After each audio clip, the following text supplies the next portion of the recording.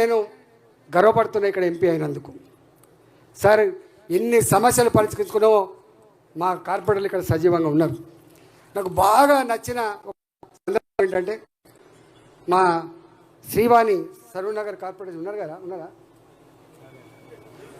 నాకు వాళ్ళ డివిజన్కి పోయినా నేను నాకు అన్నం పెడుతూ రాజేంద్రన్న నీవు చేయబట్టి Bharatiya Janata party corporator letter pad మీద నాకు 2 కోట్లు వచ్చినాయని చెప్పింది.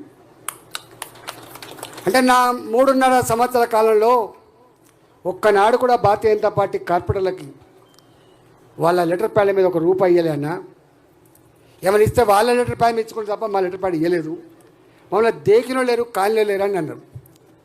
నేను కావచ్చు గతంలో ఆర్థిక మంత్రిగా పనిచేయచ్చు, పదవులు అనేటివి ఇవాళ ఉంటాయి రేపు పోతాయి, పదవులు శాశ్వతం కాదు.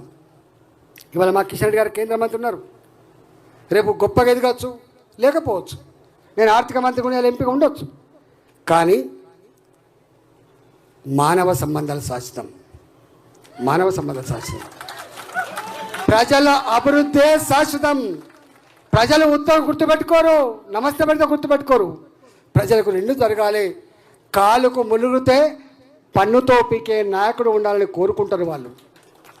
రెండవది అభివృద్ధి కూడా కోరుకుంటారు. ఇవాళ తాత జాగిరి కాదు, భారతీయ జనతా పార్టీ కార్పొరేటర్లా, భారతీయ జనతా పార్టీ శాసనసభ్యులా, లేకపోతే ఇంకొక శాసనమండలి సభ్యుల లెక్క కాదు. డబ్బు ప్రజలు కట్టిన డబ్బుకు కాపలదాడు ప్రభుత్వం తప్ప ఇంకోటి కాదు.